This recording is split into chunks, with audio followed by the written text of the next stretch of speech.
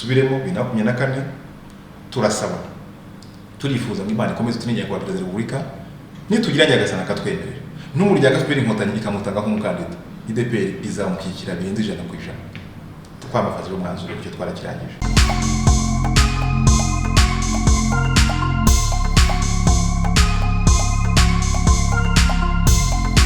Turabasubije rero nshuti bakunze ibiganiro byacu twizera ko mumeze neza nk'uko maze iminsi mubikurikira turi gukora ibiganiro bitandukanye ku mateka ya politiki yo mu gihugu cyacu aho tuganira ku buzima bwaranze igihugu cyacu mu byerekeye politiki mu bitandukanye rero tugenda tubagezaho harimo kubagezaho amateka y'amashyaka dufite yemewe mu gihugu yanditse yemewe n'inzego zifite ububasha. Uyu munsi rero tukaba tugiye kubagezaho amateka y'ishyaka cyangwa umutwe wa politiki witwa IDPR. Tukaba rero twasuye umwe mu banyamuryango bawo, tukaba tugira rero ngo tumusabe atwibwire. Mu kutwibwira tugitangira tubwira amazina ye, hanyuma tubwire muri uwo mutwe wa politiki afitemo izihe nshingano, hanyuma mu buzima busanzwe bw'igihugu iki gihe bwo akora akahe kazi. Murakoze cyane. Nitwa P Nizeyimana, nkaba ndi umuyoboke nk'uko mwari mubivuze w'ishyaka IDPR. Mu ishyaka IDPR rero nige muyobozi w'ishyaka ku rwego rw'igihugu. Mu buzima busanzwe ndi umudepite mu nteko ishinga amategeko, niko kazi ndi gukora muri iyi minsi. Ishyaka IDPR nk'uko bivuze ni magambo ahinnye y'Igifaransa, mu magambo arambuye bivuga Union Démocratique du Peuple Rwandais, cyangwa mu Kinyarwanda ishyaka riharanira ubumwe bw'Abanyarwanda na demokarasi. N'iryo shyaka rero mbere umuyobozi. Baratubwiye rero ko muri iyi minsi uri gukora umurimo wo kuba intumwa ya rubanda cyangwa umudepite mu nteko ishinga amategeko y'u Rwanda. Tubwiye muri mu nteko ishinga amategeko y'u Rwanda nk'umudepite kuva ryari, hanyuma uri umuyobozi w'iri shyaka IDPR ryo kuva ryari? Murakoze cyane. Ndi umudepite kuva ni muri manda ya mbere kuva muri 2018. Nkaba nyoboye iri shyaka kuva muri 2015 muri kongere yabaye muri 2015, niyo yantoreye kuba umuyobozi w'ishyaka kugeza uyu munsi. Twinjiye rero mu mizi y'ikiganiro cyacu twagira ngo tubabaze ishyaka IDPR ryashinzwe ryari, hanyuma umuntu yumvise ishyaka iyo rishinzwe riba rifite impamvu rishinzwe, kuko haba hari andi mashyaka nk'ukuntu niba uri chairman cyangwa umuyobozi mukuru w'iri shyaka muri mwana tunyuriramo nizihe mpamvu nyamukuru zatumye iri shyaka rishingwa? Murakoze cyane, ni ikibazo cyiza. Ishyaka IDPR ni ishyaka rimwe mu mashyaka yemewe mu Rwanda 11 kugeza uyu munsi, yenda haranda zemerwa mu minsi iri imbere kuko itegeko rirafunguye. Turi mu gihugu kigendera ku mitwe ya politike myinshi cyangwa se amashyaka menshi, biremewe rwose itegeko rirabyemera. Nk'uko warubaje rero amavuna amavuko cyangwa se amateka y'ishyaka IDPR yashingiwe, ishyaka rimaze igihe mu gihugu rikora rinatanga umusaruro mu buryo bumwe cyangwa ubundi. Ryashinzwe bwa mbere ku itariki 29 Ukuboza mu 1991, ubwo ni mbere ya jenoside yakorerwaga abatutsi muri 1994. Ni muri cya gihe cy'inkundura y'amashyaka menshi ubwo yemerwaga gukorera mu Rwanda, kugira ngo bari abanyarwanda bakuru barabizi.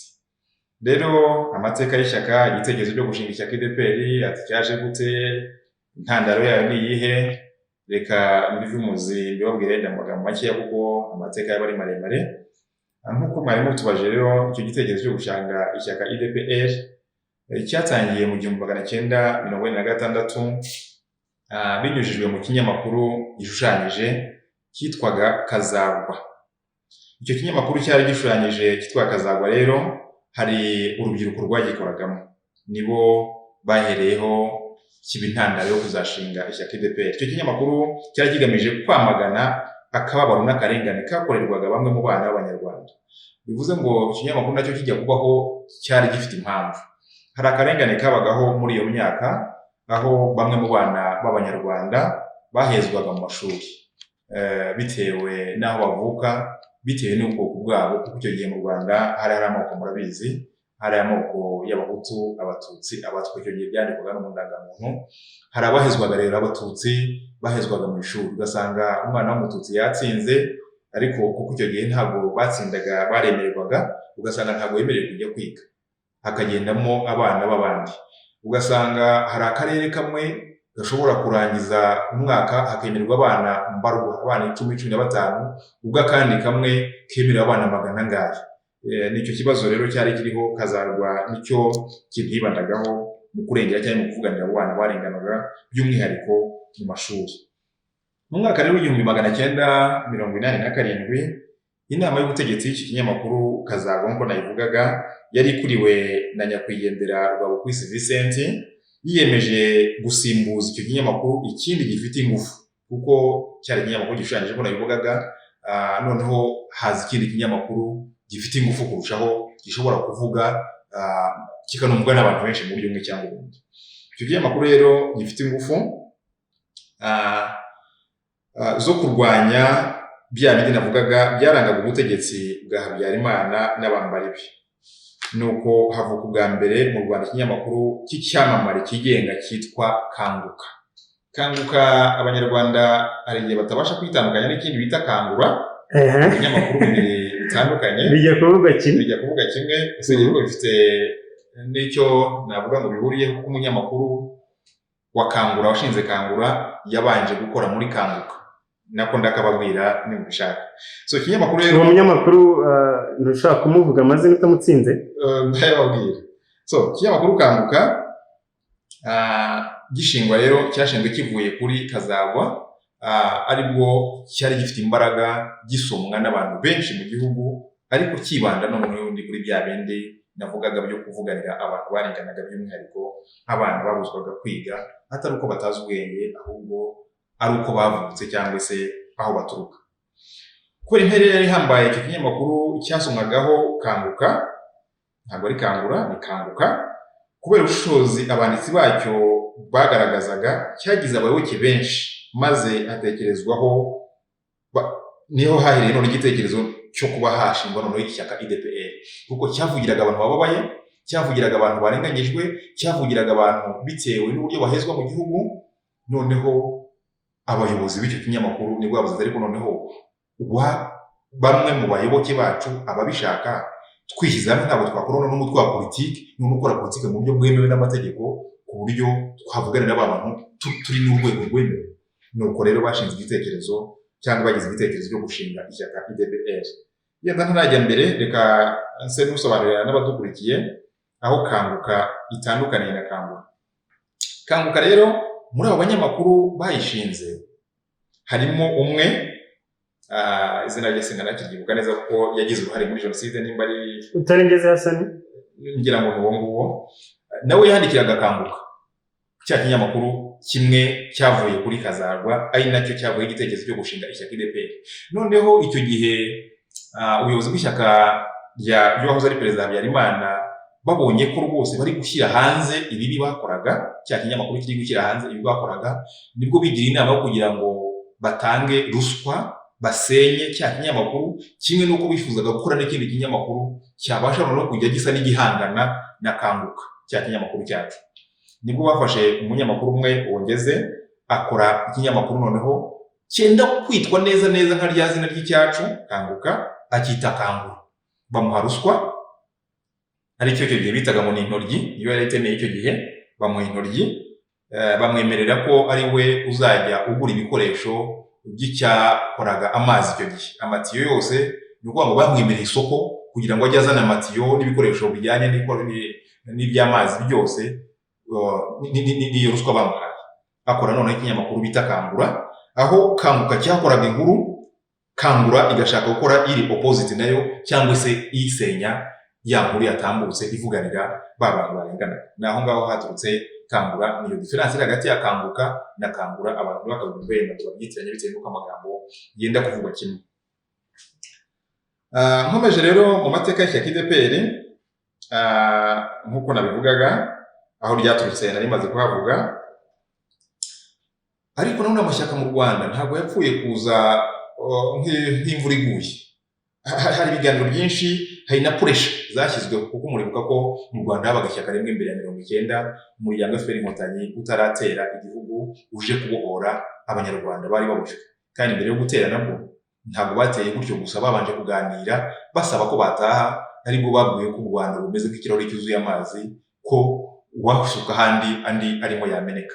nibwo buryo ki haje option ya nyuma yo kuba noneho hazaho inzira y'uruhembe rw'umuheto. Ntabwo ari uko bifuzaga intambara ariyo ya mbere, ahubwo niyo yabaye option ya nyuma. So icyo gihe rero wari perezida w'Ubufaransa François Mitterrand mu nama yabereye ila Bole mu Bufaransa yabaye mu 1990 yahuje Ubufaransa na Afurika, niho haje pressure yo kuba noneho no mu Rwanda bakwemerera amashyaka menshi kuba yakora. Nicyo gihe haje icyo bita guhindura amashyaka menshi mu Rwanda, ariko ni nyuma y'iyo nama no kuba muri pressure y'Ubufaransa bwari bwashyize ku bihugu bya Afurika, ariko by'umwihariko no mu Rwanda babwira perezida ko agomba kwemerera abantu bakajya mu mashyaka cyangwa imitwe ya politiki bifuza n'ibitekerezo bigatanga mu buryo bunyuranye. Nyuma y'iyo nama rero ishyaka UDPR ryatangiye imirimo yaryo ku mugaragaro ku itariki 29 Ukuboza mu 1991, ritangizwa na kongere yabaye muri hoteli Baoba hariya i Kigali, hoteli iri Nyamirambo. Iyo kongere niyo yatoye abayobozi bakuru rero b'ishyaka. Murabizi mu gushinga ishyaka n'ubundi habanza kongere bagashyira abayobozi. Umuyobozi mukuru yabaye n'ubundi wa muyobozi wari ya nama y'ubutegetsi ya kinyamakuru navugaga haba Kazarwa cyangwa Kanguka, ari we nyakwigendera Bwana Rwabukwisi Vincent yishwe muri jenoside yakorewe Abatutsi mu 1994. Batora perezida umwungirije ariwe bita Nkubiri Silver, abo ni nabo ba founders nyine b'ishyaka. Umunyamabanga mukuru yabaye Mugabe Jean Pierre, naho umubitsi aba Semuhungu Chantal, umuvugizi w'ishyaka aba Kazagwa Jean Bosco, Karangwa Jean Bosco. Rero nyuma iyo tariki mu mateka y'ishyaka UDPR twubaha, ni itariki twibuka kuko niyo mavuka y'ishyaka ryacu, ni itariki itazibagirana mu mateka ya UDPR kuko ari ishyaka ryacu nyine navugaga ryavutse cyangwa se ryaboneye izuba. Muri demokarasi rero ryifatanyije n'andi mashyaka yarahanganye n'ubuyobozi cyangwa se n'ubutegetsi bwa MRND icyo gihe mu siporo y'abayobozi b'igihugu.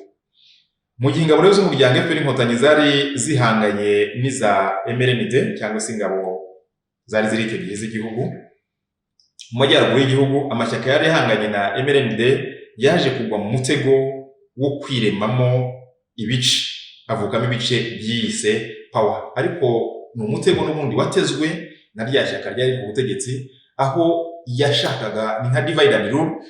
Babonaga imbaraga pressure ziri kuzana n'amashyaka atandukanye yana arwanya MRND, noneho bagaca ku ruhande bakajya bashakamo abayobozi bamwe na bamwe, abayobozi bamwe na bamwe bakabaha ruswa, noneho bagakora ikindi kintu gisa n'ikirwanya babandi barwanyaga MRND. Ariho amashyaka yacitsemo ibice, hazamo icyo bitaga power. Ugasanga haje MRND power, PSD power n'ibindi, hazamo icyo kintu bita power, naho cyaturutse.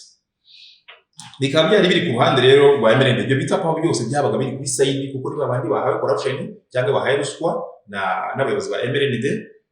Ibyo bya power byose byasaga n'ibice bifasha cyangwa bisapota, nicyo byakoraga, byasapotingaga ishyaka ryari ku butegetsi bw'igihe ariyo MRND.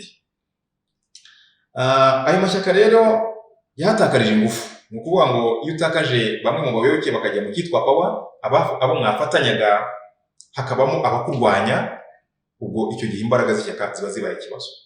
Zatakarije ingufu nyinshi muri kwa kurwanya bwa buyobozi bubi cyangwa se ubutegetsi bubi bwa MRND, biba ikibazo. Ariko UDPR yigeze igira UDPR power na UDPR isanzwe yigezeho rwose. UDPR rero muri aya mashyaka mu mwihariko tujya tugira ntabwo yigeze igira power. Niyo shyaka rukumbi ryashoboye gutsinda icyo kigeragezo cya MRND. Bagerageje gutanga ruswa ku bayoboke bari icyo gihe cyangwa abayobozi, barabyanga.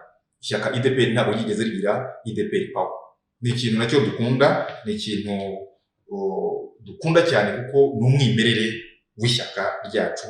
Twanze ikibi, dukunda kurwanya ikibi, duharanira ko icyiza aricyo cyakwimuka mu gihugu, kandi ubu turishima ko kimaze kugerwaho. ngira ngo hari n'andi mashyaka ataragize za power, za PDI, za PDC nazo zagize power. Amateka y'andi mashyaka sinkunda kwinjiramo cyane, ariko reka mvuga ishyaka nyoboye. Yego. Rero by'umwihariko iri shyaka UDPR bariya barishinze n'abayoboke baryo, yewe n'ubu baracyabituvugiraho rimwe na rimwe, bari abajene, wari urubyiruko rwanga ikibi, zari imbaraga z'igihugu rwose. Abenshi muri bo bari urubyiruko, ariko bari n'abanyamakuru by'umwihariko, kuko uribuka ko bari muri cya kinyamakuru Kazarwa, nyuma baza muri Kanguka, bari abanyamakuru bamwe bakaryita mu ishyaka ry'abanyamakuru, abandi bakaryita ishyaka ry'urubyiruko. N'ubu ngubu rwose aho uzasanga yewe uracyasanga n'ubundi hafi 80% by'abayoboke dufite mu gihugu bose ni urubyiruko. Uko twavutse niko tukiri, ariko ntabwo ari ishyaka riheza, n'abakuru bazamo aba aribo bose ingeri zose apfa kuba yemerewe n'itegeko rigendera ku muntu ufite imyaka 18 wese yemerewe kujya mu mutwe wa politiki ashaka, udafite imiziro rwose. Abo bose turabemera, ariko ntibibuza ko usanga hafi 80% cyangwa kuzamura by'abamembazi bacu ari urubyiruko. Wari tugiye ko urubyiruko ari rwo usanga ari abamambure benshi cyane. IDPR hari igihe wenda mu rubyiruko usanga hari bamwe bavuga ati si tutarizi. Ni ishyaka umuntu abona mu mirenge yose, mu turere twose mufitemo abanyamuryango. Ni ishyaka rizwi, usibye ko buriya twagize amateka mabi y'amashyaka mu Rwanda nyine, kuko buriya jenoside yakorewe Abatutsi ijya kubasha kubaho byagizwemo uruhare n'amashyaka ahari mu Rwanda icyo gihe cyane, MRND na CDR. Abo bari mu bagize uruhare rukomeye cyane, ariko n'abandi bamembazi bamwe b'amashyaka bagiye bagira uruhare rukomeye muri jenoside, kugira ngo jenoside yakorewe Abatutsi ibashe kuba. Icyo cyatumye rero buriya nyuma ya jenoside yakorewe Abatutsi abanyarwanda batinya amashyaka. Wavuga ishyaka rwose umunyarwanda akaba ubwoba bukamwica, bagendera kure icyitwa amashyaka, bikanatuma batagira n'urukundo cyangwa se imbaraga zo kugira ngo bamenye amakuru ku mashyaka. Icyo cyatumye rero hari amashyaka amwe na rimwe ashobora kutamenyekana hose, atari uko adakora, ahubwo ari ka kantu cyacyasha twagize kandi tunemera, ariko twifuza kuzakosora, tukazanakosora iteka ryose. Ntabwo twifuza kuzongera kubona amashyaka acamo ukubiri abanyarwanda, ntabwo twifuza kuzongera kubona amashyaka tugeze ku byo twizwa ko ntabwo twifuza ko bizongera kuba ukundi. Ukurikije ubwo abanyarwanda bafite bw'amashyaka, ishyaka ryanyu rya IDPR, urakeka wenda ko hari ahantu hamwe na hamwe wenda ritaragera mu Rwanda? Ntaho ritaragera, wenda tuvuze nko ku mirenge, kuko ku turere wenda aho birashoboka ko hose mutaburamo abantu bake, ariko wenda mu mirenge yose y'igihugu mufitemo abanyamuryango. Mu mirenge yose y'igihugu dufite abanyamuryango. Gusa yenda ikibazo IDPR twagize, nagira ngo mvuge n'impamvu ushobora gusanga ari aho ushobora kugera ugasanga umuturage ntayizi. Buriya muri 1994 abayobozi cyangwa se abamembazi bacu bishwe muri jenoside rwose, abarenga 45% babahoze ari abayoboke b'ishyaka IDPR baguye muri jenoside yakorewe Abatutsi. Icyo rero cyadukozeho cyane, gituma nyuma ya jenoside urumva hasigaye atarenga 15% kugira ngo bongere biyubake bakuru b'igihugu tugere aho tugeze ubu ngubu.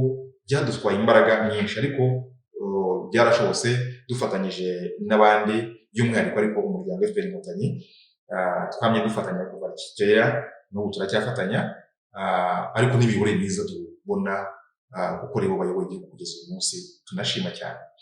Icyo gihe rero nicyo cyatumye ishyaka ritabasha kumenyekana cyane, ariko aho tugeze ubu ngubu buri murenge hari abayoboke, dufitemo abayobozi, kuko turahagarariye rwose mu mirenge yose y'igihugu ko ari 116, harimo abayobozi bayoboye IDPR kuri buri murenge, abayobozi ba IDPR kuri buri karere, ku rwego rw'intara n'umujyi wa Kigali, no ku rwego rw'igihugu abayobozi n'abayoboke bagiye bahari. Turumva rwose duhagarariye mu buryo bushimishije. Tugere ku kindi, ukurikije igihe ishyaka ryanyu ryashingiye muri 1991, ubu tugeze muri 2021, imyaka 30 iruzuye. IDPR ni gute igaragara mu kubaka igihugu? Ese kuva yashingwa mwari mwagira umuntu ugera ku rwego rwa minisitiri? Ese kugira umuntu ku rwego rw'ubudepite rwo mwabigezeho kuva ryari? Watubwira nyine muri izo nzego kugira ngo umuntu amve ko iryo shyaka ryanyu naryo wenda hari ukuntu rifite imbaraga mu kubaka igihugu. Murakoze cyane. Kubaka igihugu yenda usibye ko hari igihe abantu tujya tubyitiranya bitandukanye no kujya mu nzego z'ubuyobozi, burya dushobora kubaka n'igihugu nta n'urwego na rumwe turimo. Impamvu tuvuze izo nzego ni uko mwe muri umutwe wa politiki, niyo mpamvu tubabaje rero mu nzego za politiki. So mu buryo dutanga na contribution mu kubaka igihugu, yenda reka mbere mu nzego za politiki nk'uko bari mu bajene n'ahandi ndahagira. Kuva nyuma ya jenoside twagize inzego zinyuranye, abayobozi cyangwa se abayoboke bacu bagiye binjira mu nzego zinyuranye z'ubuyobozi, buri mu nteko ishinga amategeko. Kuva icyo gihe kugeza uyu munsi rwose mu nteko ishinga amategeko twagizemo abantu, usibiye muri manda ishize nibwo tutari dufite nibura umudepite. muri manda ishize ya 2013 2018 ko nta mudepite n'umwe twari dufite mu nteko ishinga amategeko twagizemo abantu bose kuva muri 1994 kugeza uyu munsi usibye muri manda ishize. Twagize abasenateri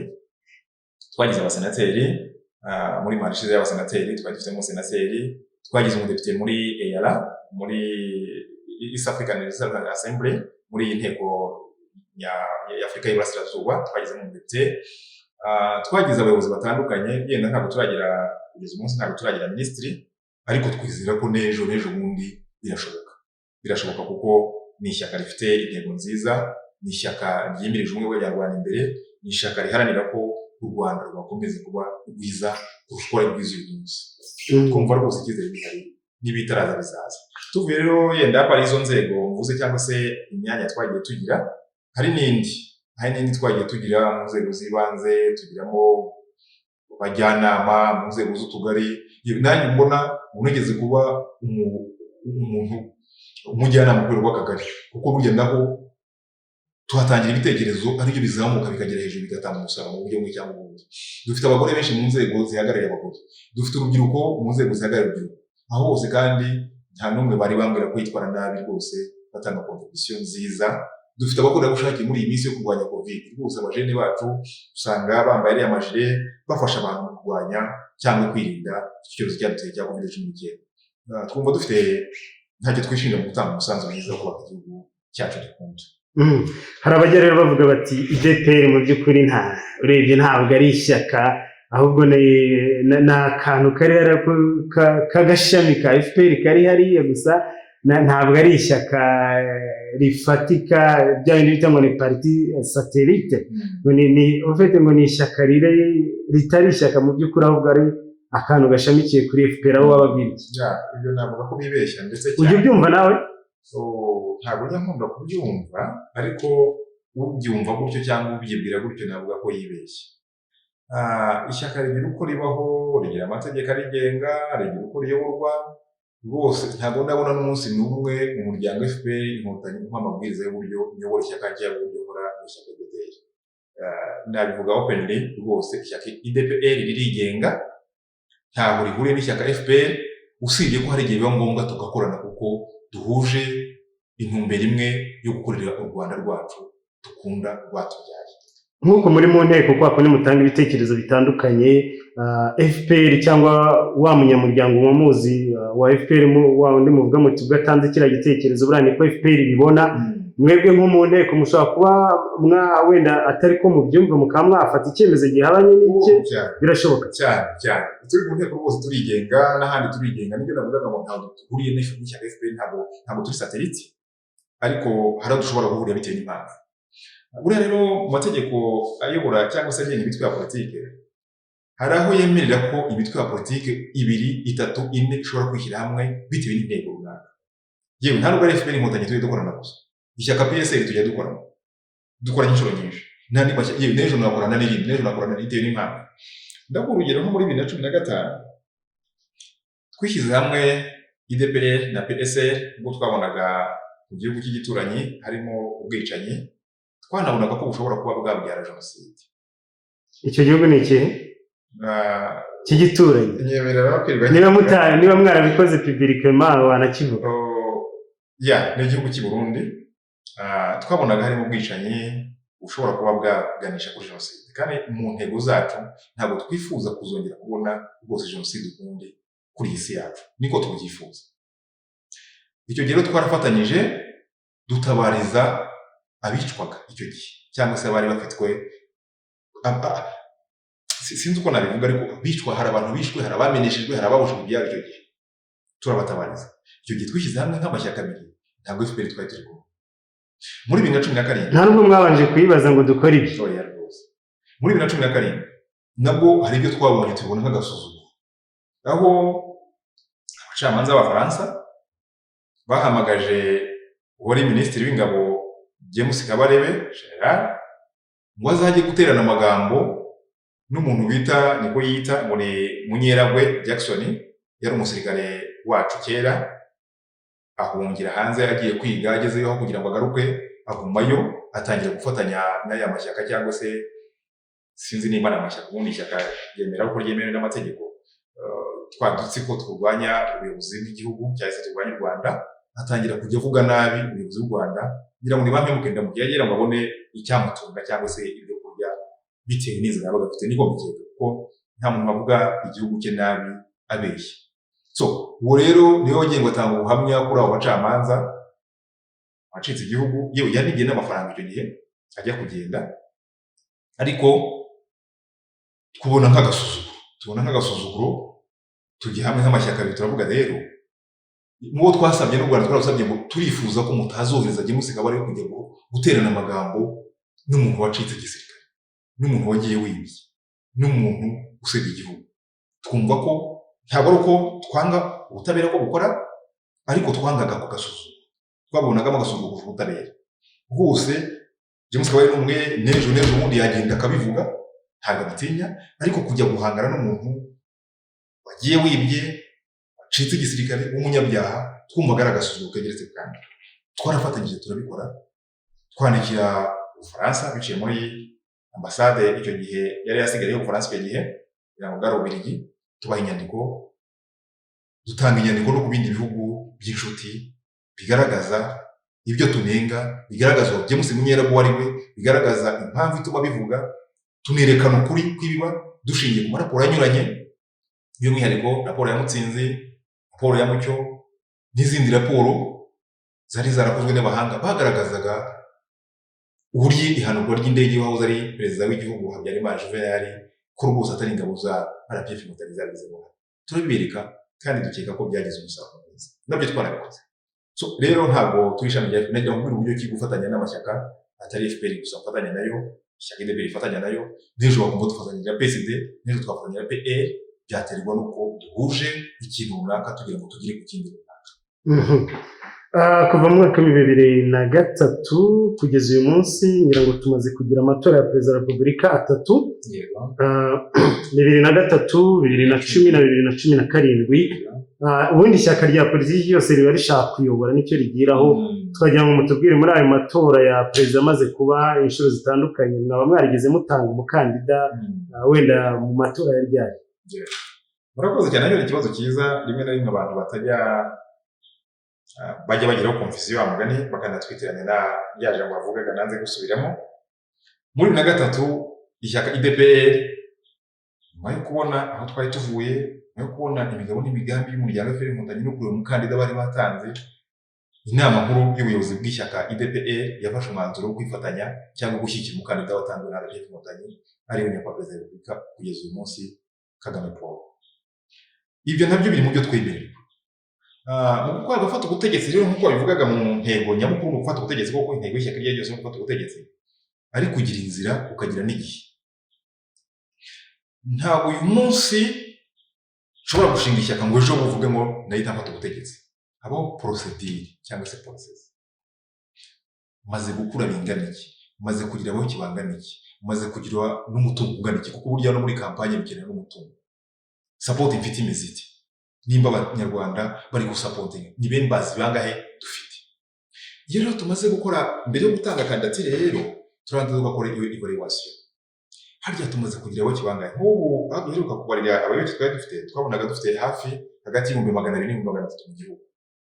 Ese niba dufite ibihumbi 200 mu gihugu kandi abanyarwanda batora bageze kuri miliyoni 7 turi ready yuko twakwiyamamaza tugatsinda? So iyo tutibeshye rero dusanga tutabasha gutsinda. Niba tutabasha gutsinda harya ibitekerezo byacu byiza nta yindi cano byacamo bikabasha gutanga umusaruro ku gihugu. Nubwo buryo ki ishyaka rishobora kwifatanya n'irindi bitewe n'iyo mpamvu.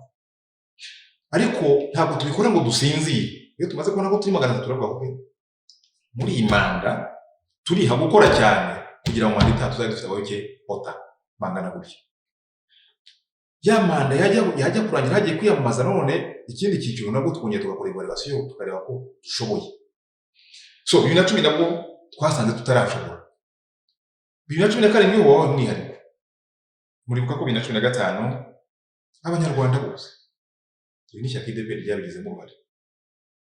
Twandikiye nyakubahwa perezida wa Repubulika ishyaka IDPR ntabwo ari abanyarwanda bose harimo bake batayanditse abenshi kuko impamvu ho ntabwo bahakana ngo ntabwo ari abenshi kuko binagaragaza result nuko byagenze. Abenshi mu banyarwanda bifuje ko itegeko nshinga twagenderaga icyo gihe rihinduka cyane ingingo y'101 ariyo yaziteganya kuba perezida wa Repubulika ku buryo atabasha kuko ntabwo ryashoboraga gutuma yiyamamaza muri 2017. Muri abo banyarwanda rero benshi ishyaka IDP naryo ryari muri abo ngabo ryafashe no mu ya mbere ryandika ryabitangaza ko ryifuza ko iya ngingo y'101 yahinduka kugira ngo nyakubahwa perezida wa Repubulika azabashe gukomeza kutuyobora. Ntabwo yari amahirwe ya perezida wa Repubulika ahubwo yari amahirwe yacu nk'abanyarwanda kuko twabonaga hari yaradukuye hari twari tugeze ariko hari naho yifuza kutugeza twari tutaragera.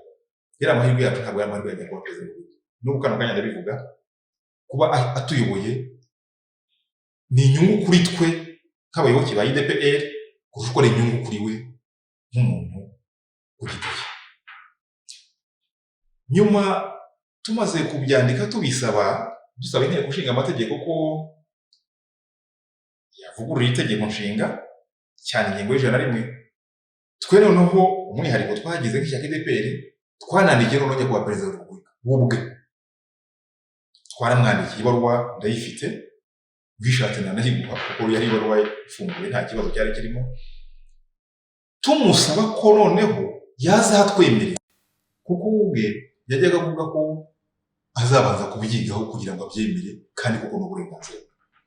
Twaramusabaga rero ngo atwemerere ku mpamvu twamugaragaje muri iyo baruwa.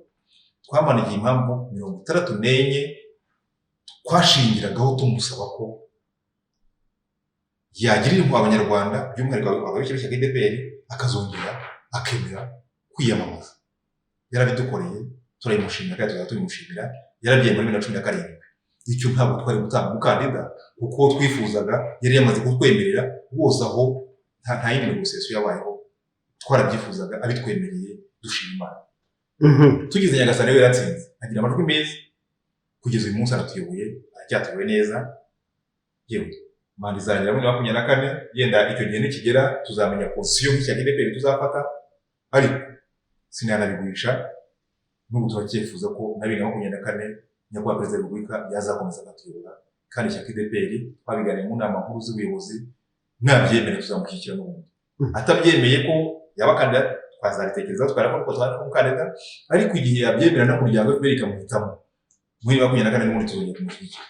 None se igihe perezida wa Repubulika uriho Paul Kagame agifite ubushake n'imbaraga zo kuyobora igihugu murumva mutazigera mutanga undi mukandida nk'ishyaka ryanyu ngo namwe muvuge mutereka natwe dutanga umukandida akumwanya perezida wa Repubulika?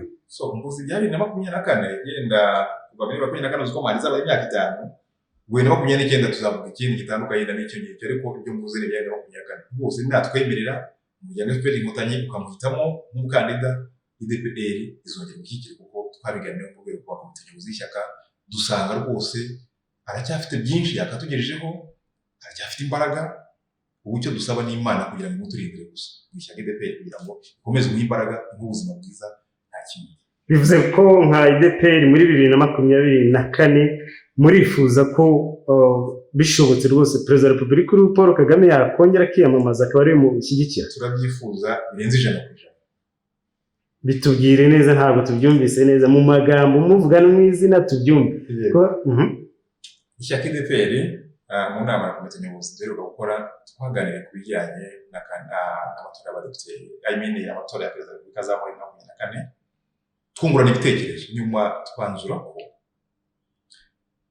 nyakubahwa perezida wa Repubulika Paul Kagame nitugira ishyaka nitugira Imana akatwemerera akemera kandidatire n'umuryango FPR Inkotanyi ikamutangaho kandidatire IDPR ntabwo izatanga kandidatire izamushyigikira bitewe n'ibyiza amaze kutugezaho bitewe n'aho twifuza ko azatugeza. Uwo mwanzuro twarafashe. Baramutse batamutanze cyangwa we ntagire ubwo bushake bwo kugira ngo akomeze abe umukandida aho ishyaka IDPR tuzongera dutekereze nimba twatanga umukandida cyangwa se ikindi twakora. Bose umwanzuro twarafashe kandi burikiye. Iyo nama yateranye ryari? Amatariki ntabwo nyibuka. Wenda ukwezi n'umwaka. Ntabwo nibuka amatariki neza ni komite nyobozi ishize yateranye imbere ya corona nibwo twabiganiraga kuko twe nk'ishyaka tureba ibintu aroteri kuko amatora tuba tuzi nawe 2029 twatangiye kuyatekerezaho n'abadepite y'ejo bundi tuzatare 2023 y'abadepite nabo twatangiye kuyatekerezaho 2028 twatangiye kuyatekereza kuko ishyaka tugira ibikorwa teganya ibikorwa mu gihe kirekire nibura imyaka 10 tuba tureba ibyo twazakora bivuze ngo ibya 2024 2019 mwari mwarangije gufata wenda umwanzuro ukuntu bikwiriye kumera ku buryo mwavuze muti Perezida wa Repubulika nyakubahwa Paul Kagame yongera kwiyamamaza muri 2024 niwe tuzashyigikira cyane rwose. Ikindi umuntu yakwibaza ese nta gihe mwihaye ngo muvuge muti nkatwe nka IDPR yenda natwe tuzagera gutyo umukandida wacu tumutange, nta gihe mwihaye? Ishyaka rero ntabwo risaza, ishyaka ni ikintu gihoraho. Ishyaka IDPR riracyariho imyaka ntaramenya iyo ariyo. Naryinjiyemo muri 2006 sinzi igihe nzasazira nkarivamo n'abandi bagakomeza kuko abarishinze namye mbakubwira ntabwo bakiri benshi bitabye Imana, rizakomeza. Nitumara gukora ya evaluation nakubwiraga dukora mbere yuko twenda kwiyamamaza cyangwa kugira igikorwa runaka dukora cyane iyo gikomeye tukabona dushoboye tuzabikora. Ni ukuvuga ngo 2029 dushobora gutanga umukandida bitewe tuzakora evaluation mbere nibura imyaka 3 kugira ngo tubitegure neza. Hari igihe tutamutanga nabwo bizaterwa nuko duhagaze icyo gihe mu burenganzira n'amategeko tuzaba twije. 2034 twemeye kuzamutanga, 2039 ntabwo birashoboka, turacyafite igihe kirekire, nta masigama turimo, nta gihe ntarengwa tutemereye kuba twatanga umukandida. Ariko dusubiremo 2024 turasaba turifuza ngo Imana ikomeze tumenye kwa Perezida wa Repubulika nitugira Nyagasani akatwemerera n'umuryango FPR Inkotanyi ikamutanga nk'umukandida, IDPR izamukikira birenze 100% twamafata umwanzuro cyo twarakiranye. Hanyuma ku byerekeye amatora y'abadepite bwo nabwo mwisunga FPR Inkotanyi nabwo na n'ubu naho mu gihagaze ntimuragira ubushobozi bwo kuba namwe mwakwiyamamaza nk'ishyaka ryanyu nibura mu matora y'abadepite? Kinyemerere se kigira ibanga kuko turacyakiganiraho ntabwo turagifata umwanzuro uhamenye. Birashoboka ko 2023 dushobora kuzatanga abakandida bacu. Gufatanya burya nabwo habaho gusaba gufatanya no kwemererwa. Nimba dusabye IDPR twifuza ko tukaganira n'umuryango FPR Inkotanyi twatwemerera, iyo tubonamo inyungu kurusha uko twifatanya tuzabikora niba twemerera. None tutayibonyemo inyungu dukora ibindi tugatanga abakandida bacu. Ntabwo turagifata umwanzuro, nta kivugaho mu buryo buhamye. Buriya nyuma y'i corona nama tuzateranye yewe dufite na kongere nyuma ya corona buri nama zemerewe gukora tuzaba dufite kongere. Nyuma ya corona muza ryari? Ntabwo tuzi ngo ni ryari, gusa turifuza ko byaba vuba bishoboka, aho tuzabona hashobora kuba hari inama uburyo twateranya kongere y'igihugu tuzayiteranya kandi uwo mwanzuro cyangwa se biri mu byo tuzaganira icyo gihe. Wenda nyuma y'iyo kongere tuzongera tuganire ko nzi ko si ubwa mbere si ubwa nyuma tuganiriye, tuzakomeza tubiganire tuzashare. No ku matora y'abadepite nta gihe murahagarara nk'ishyaka ryanyu ngo mwiyamamaze mwenyine, nabwo mwagiye mufatanya na FPR Inkotanyi? Mu mateka atambutse yose nta gihe twahagaze twenyine, igihe cyose twaba turi mu muryango FPR Inkotanyi, kandi tunishimira uburyo watwakiriye mu gihe cyashize. Ni umufatanyabikorwa mwiza, twakira neza tugafatanya neza, kandi nyuma yaho tugakora twisanzuye, ntabwo dukoreramo ntabwo tuvugiramo. Ikibazo cya nyuma twagira ngo tukubaze, mu Rwanda harimo amashyaka yitwa ko ari amashyaka atavuga rumwe n'ubutegetsi, no mu nteko ririmo PS Imberakuri ngira ngo na Green Party. Mwebwe muri ishyaka umuntu avuga ko rivuga rumwe n'ishyaka FPR riri ku butegetsi, ko mwagiye mushyigikirana, mukorana mute? Ayo mashyaka dukorana neza, ubwo haba amategeko n'ubundi tugendera ku mategeko, nta urenga ku mategeko. Buriya mutwe w'abadepite no muri Sena bagira itegeko ribagenga, tugira itegeko tugenga, tugira ubwisanzure mu gutanga ibitekerezo. Buriya turi muri plenary cyangwa se mu nteko rusange, umuntu afite uburenganzira bwo kuvuga icyo ashaka. Itegeko rikanavuga ngo nta n'ubazwa icyo yavugiye mu nteko rusange. Ushobora kuvuga nabi, hari urukiko rwagukurikirana n'icyo kintu, ntabwo byemewe n'amategeko. Ni ukuvuga ngo tuba dufite ubudahangarwa mu muvugire mu gutanga igitekerezo cyawe rwose uko ugishaka. Ntabwo mureba nayo imbere? Oya, nta kibazo tugira na rwose. Ni ukuvuga ngo utanga igitekerezo. Erega buriya mu Rwanda tugira umwihariko, tujya tugira rero ikibazo cy'uko abantu bajya bashaka gufata politike y'ahantu runaka bagakora copy bagashaka kuyipestinga mu gihugu cyacu. Oya, twe dufite umwihariko. Bakumva ko abadepite nimba bari mu opposition bagomba kwicara mu ntebe zitandukanye, intebe za opposition, intebe zitari opposition.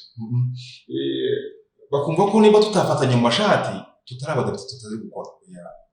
Ntabwo gukora ari ukurwana, ntabwo gukora ari discipline nk'iyo ngiyo rwose. Tujya tubibona mu nteko zimwe na zimwe, usanga umudepite afashe undi akubise. Hari naho nabonye perezida Rwanda na visi perezida b'igihugu narabibonye muri minsi ishize, afata inguma arayimukubita. Ntabwo ari uko dukora twebwe uko twicara dukurikije ordre alphabétique kuko amazina yacu akurikiranye. Nimba nisanze nicaranye n'umuntu muri Green Party turicara kuko itegeko rivuga ko twicara dukurikije ordre alphabétique. Nimba nicaranye n'umuntu FPR turicara, nimba nicaranye na PSD turicara, nta kibazo tugirana. Bahamaraye iminota yanjye yo kuvuga nta muntu mvugiramo. Iyo mvugiyemo tugira discipline committee cyangwa se komite ishinzwe imyitwarire y'abadepite, hagize ukuvugiramo ahanwa bikurikije amategeko atugenga imyitwarire. Iyo komite irahari nicyo ishinzwe kandi bose kugeza ubu nta mudepite ndabona witwaye nabi, ariko yitwaye nabi ejo cyangwa ejo bundi cyangwa mu kanya yahanwa ko amategeko abiteganya. So iyo discipline committee ni ishinzwe, ntawe ndabona uvugira mu wundi, ntawe ndabona urwara n'undi, ntawe ndabona yambuye ijambo undi. Buri wese ahabwa ijambo akaryamurwa cyangwa se rigahagarara bitewe n'uko amategeko ateganya. Kuko muri plenary byatuvuga iminota ine yabici irangiye ijambo riri kuko nta n'uri kwambura, ijambo rirahagarara. Iyo utarangiza gutanga igitekerezo cyawe ubwo kiracika. Bivuze ngo ukora kuri igitekerezo cyawe ugiformira ukagitanga minota ine. Yewe hari na liste ya mbere tugira aho ushobora gutanga igitekerezo minota 10. So bitewe rero igitekerezo ufite, utanga igitekerezo bitewe rwose n'igihari, tukakumva cyangwa se ukumvwa neza bitewe n'ibyo watanze, bikanakemurwa cyangwa bigasuzumurwa n'inzego zinyuranye biba bishinzwe. Nta kibazo dufite rwose gukorana n'amashyaka opposition mu nteko ishinga amategeko. Hanyuma nk'umunyepolitiki wenda ntakubajije nk'umuntu uyobora ishyaka mu Rwanda, hari amashyaka avuga ko atari yandikwa ariko akeyo akavuga ko ari amashyaka. Hari RPD witwa Dr. Christophe Kayumba, hari Dalpha Murinzi ya Victoire Ingabire Umuhoza, hari na PS Imberakuri ya Bernard Ntaganda. Wowe amashyaka nk'aya atarandikwa avuga ko ari amashyaka nayo akajya atanga ibitekerezo ku buzima bw'igihugu gutyo, ni ibiki bitekerezaho nk'icyo nko kuba yitwa amashyaka? So in general ayo ntabwo ari amashyaka.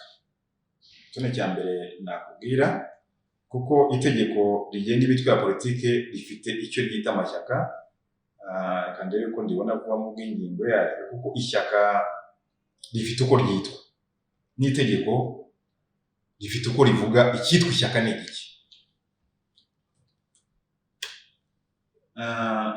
Kandi mu ngingo y'iri tegeko, kuko rwose ntabwo ari amashyaka. Ishyaka wayita iki niba utayita amashyaka? Ntabwo namenye izina kuko wera ntabwo nzi kubatiza, ariko ntabwo ari amashyaka. Ishyaka, definition y'ishyaka irahari. Reka nguhe definition y'ishyaka mu itegeko rigenga imitwe ya politike irahari. Imitwe ya politike by definition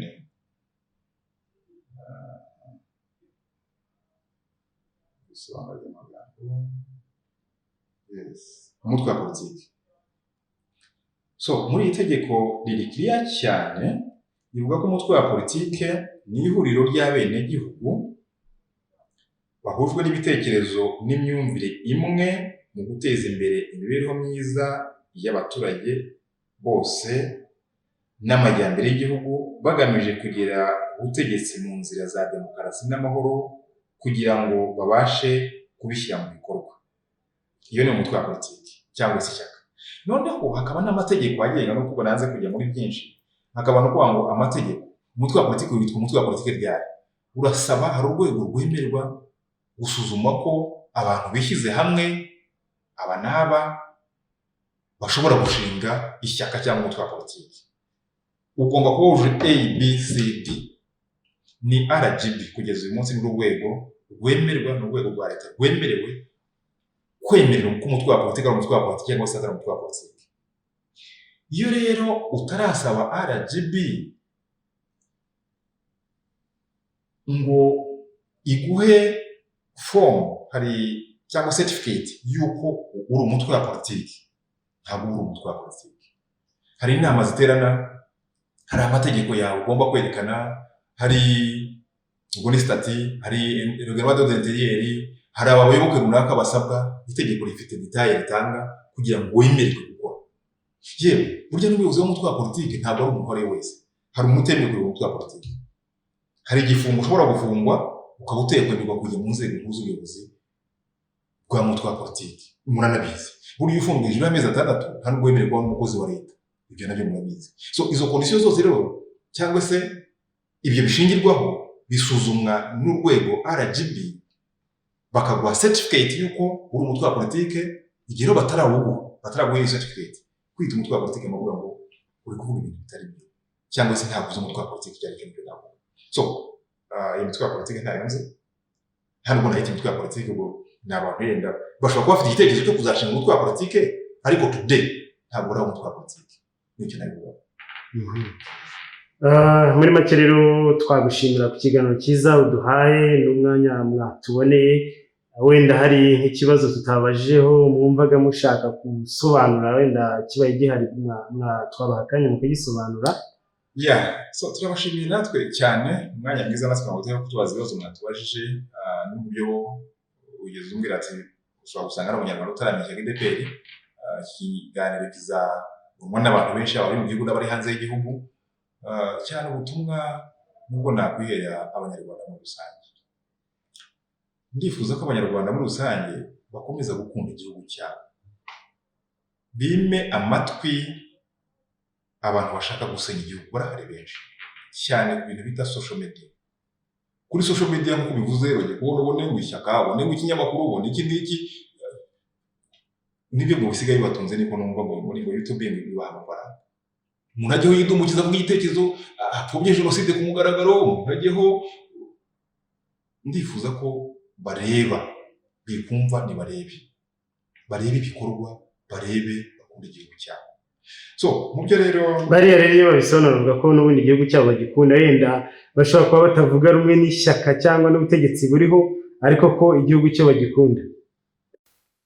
Burya kuvuga buri wese afite uburenganzira bwo kuvuga ibyo ashaka, ariko nibwo nibikora. Iyo wicaye ukavuga, hari ugeze kuvuga ngo muri hari igihe twagize ikibazo cya corona yazamutse, abaho ubwo bafata ingamba za mu rugo, akica ubu mu rugo no kwicisha abanyarwanda inzara, babafungira mu rugo. Ngewe ubwanjye aho ntuye narebye uburyo bahaga abanyarwanda babuze ibyo kurya, njye nagize emotion. Nkabona umuntu amanukanye umufuka w'ibiro nka 20 cyangwa 15 by'akawunga, umufuka w'umuceri ungana gutya, ibishyimbo, ntikurikije no kumana. Ibi bintu bituruka he? Burya tugira reserve y'ibintu bingana gutya bishobora kuba byatunga abantu mu gihe kingana gutya. Shimira ubuyobozi bw'igihugu bwose kuba bubasha kutuzigamira. Ariko ukumva umuntu ngo ujye batanze uretse ibihita, we nta n'ikiro yatanze, ngo batanze ibishyimbo bidashya, ngo batanze, we watanze ibingana iki? Ko ari ko twateye, ko ari ibyago biduteye. Ni nko kwa ushobora kubona inzu yawe ihiye, icyo ukuyemo iyi mikoro ushobora kubona impita nkuramo nkasohoka hano. Waneganyeze ko nsoye iyi mikoro ndi guhunga umuriro. Nimba covid duteye tukabona kawunga ariko kabonetse, kuki ushaka gukangurira abantu bumve ko ako nafashije abantu katari gakwiriye? Wowe wahaye iki umuntu? So rero nge nemera ko umuntu anenga, ariko nunenga atanga n'ubundi rugero. Uranenga utanga iki?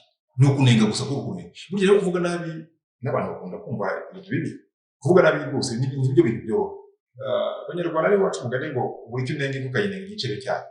Inka ifite icebe rinini ngo hakoze ikira igicebe cyayo, kandi ubundi inka y'imyeyi inkika mukwiriye kugira icebe kuko niho hava amata, ariko ukayinenga igicebe ukakita igicebe kandi ari igicebe. So abo rero nabo bamera nk'abanenga inka ikama neza bakayinenga icebe bakagita igicebe. Ariko twe abanyarwanda tuzi igihugu cyacu, tuzi ubuzi bw'igihugu cyacu, tuzi icyo butumarira. Ureka abo bashaka kurira kuri za YouTube, kuri za views ngo nyinshi rwose. Yakangura abanyarwanda kujya bashishoza ibica kuri social media, bagakuramo ibiri byo ibitari byo bakabishyira ku ruhande. Ndabashimiye. Murakoze cyane, turabashimiye.